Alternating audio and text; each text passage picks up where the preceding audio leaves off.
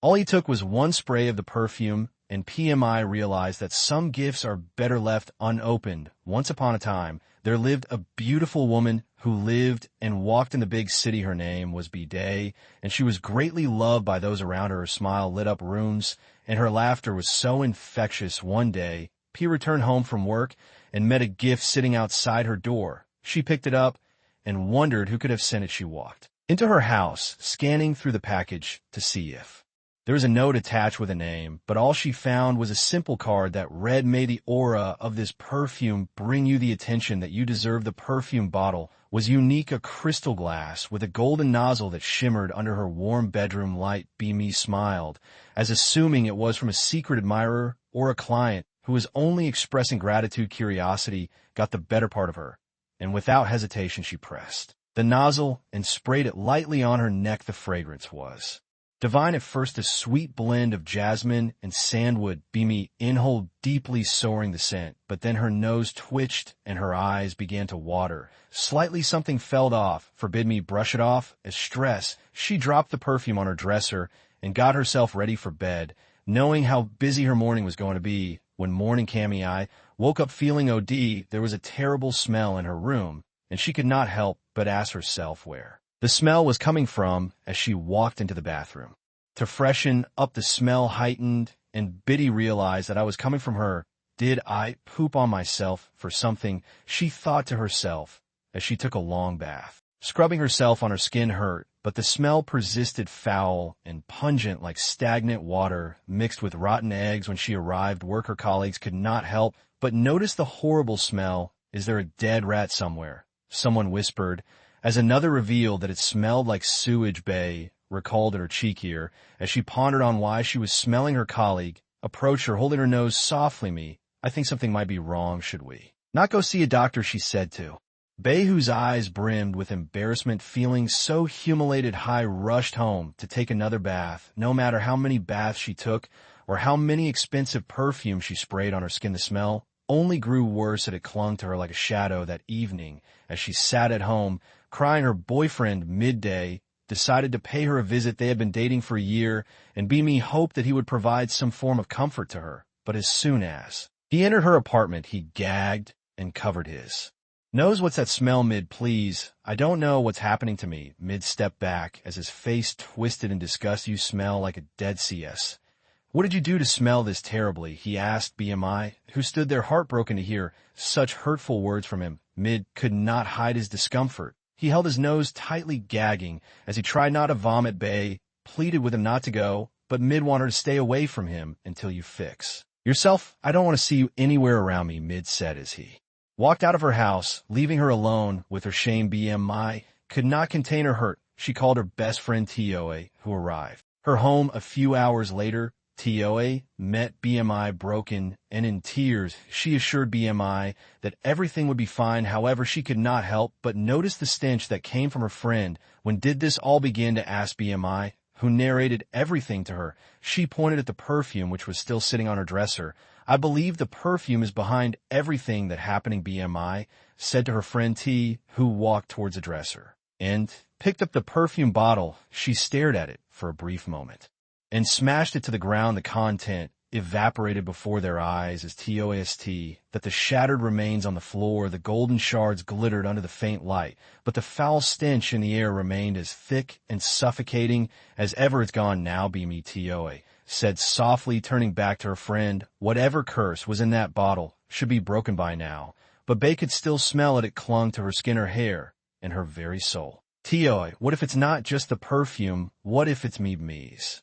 Voice broke as tears ran down her cheeks. Toa hugged her tightly, though she flinched slightly as the smell assaulted her senses. "No, be me, not you. We figure this out together. Okay, you're not alone that night." To stay with Biddy, they barely slept as Biddy cried herself into exhaustion. Later that night, Pity woke up to a faint sound of Tor talking to someone on the phone. "I'm so happy it worked," T whispered on the phone as she thanked the unknown person for coming up with such a great plan. Be stood there shocked as she wondered what Toa was talking about. She returned to her bed and pretended to be asleep, her heart pounding in her chest as St stood silently in the doorway. Beamy could swear that she saw something cold and calculating in her friend's eyes. She squeezed her eyes, shored her mind, racing with questions that she had no answers to. What did she mean by "I'm happy at Ward"? Who was she talking to? Could T have done this to me?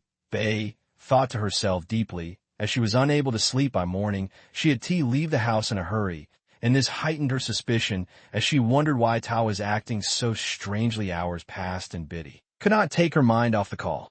She sat in her living room, alone, her mind swelling with thoughts as she heard a knock on her door. I wondered who it could be. With trembling hands, she opened the door and saw E, who was standing there with a smile on his face. He was a man from her PA who had always been kind to her for years. He had expressed his love for her, but BMI had never felt the same way about him. Still, they remained friends before life pulled them in different directions. BMI had not seen E in 2 years and was shocked to see him at her door. E's face was a mix of concern and shock as he stepped into the house. The stench hit him immediately as he tried to hold his breath. Biddy, what happened here? What is that smell? He asked Biddy, who burst out in tears in front of him. Why could not stand to see her cry? He urged her to narrate the entire story to him, and BMI began to narrate all that happened. He sat beside her, ignoring the stench as he listened to her heart-touching story. Through choking SSI told him everything about the perfume, the unbearable smell, Mid's hurtful words, and how her life had crumbled in merits.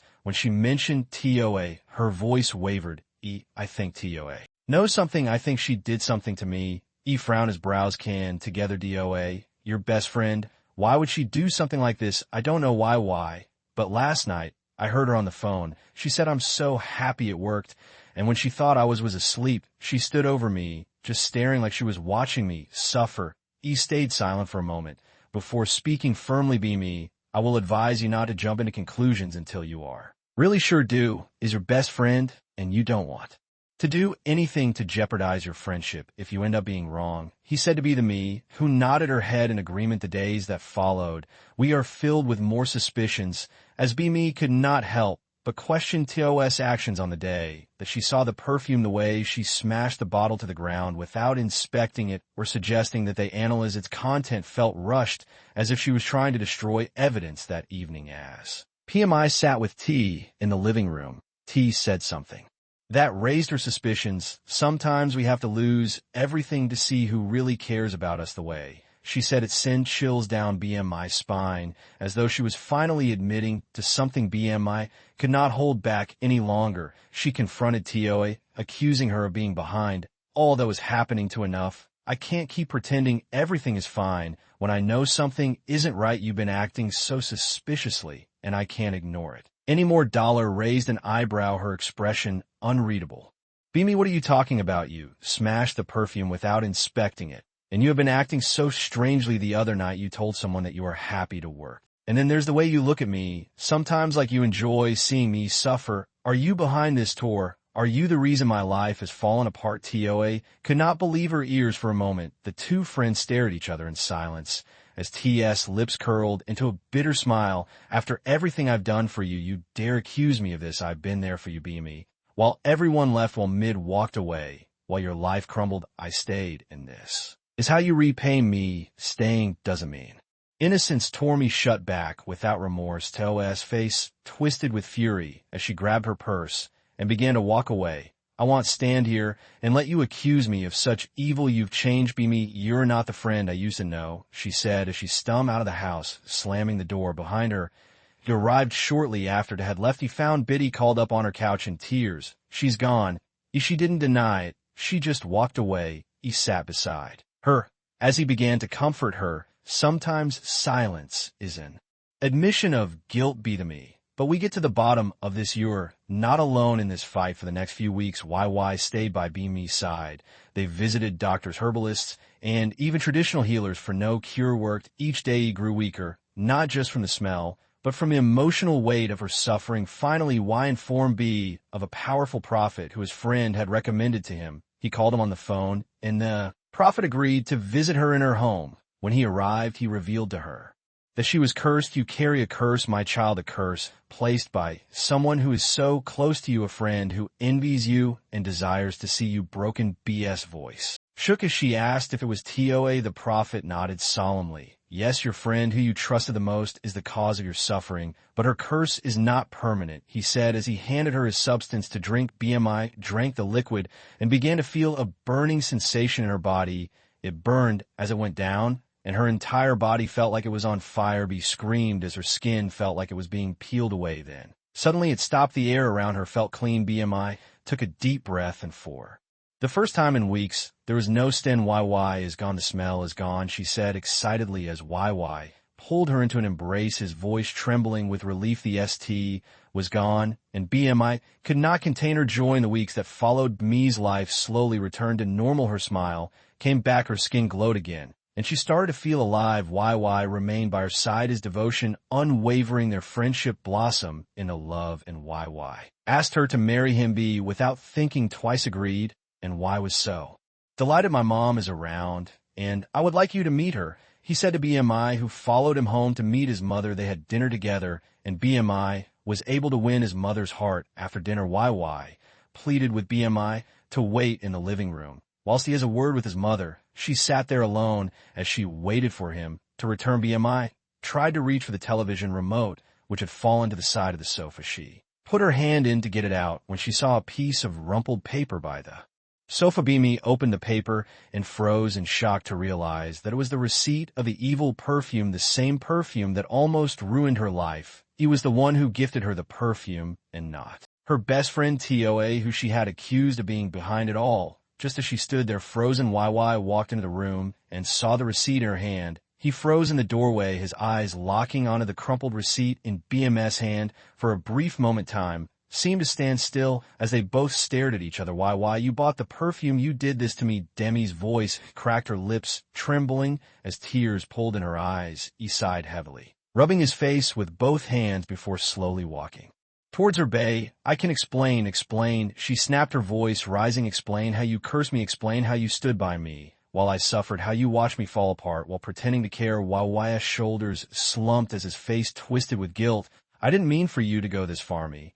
I just wanted you to see me, to need me, to need you. You destroyed me. Why you watched me lose everything, my job, my relationship, my dignity, and you pretended to save me. Why would you do this? He stood across from her, his hand shaking as he spoke. Because I loved you, Bae, for years I loved you, but you never seemed to reciprocate my love. I was always the good friend, the safe choice, the man who you never considered. So one day thoughts ran through my mind that if I make you vulnerable, maybe you might finally see me and love me the way I love you. I visited the prophet who told me to bring a bottle of perfume. I did as he instructed and watch him do some incantations on it. He promised me that he had the remedy. So I planted the gift at your doorstep, hoping that my plan would work. When everything played out the way that I wanted, I invited the prophet back to your home to give you the remedy. BMI, all I did was because I love you so much. Why said to BMI, whose tears fell freely as she staggered backwards, clutching the receipt in her hand. You were supposed to be my friend. Why you were supposed to help me. But instead you broke me. You let me believe that Toa, my best friend,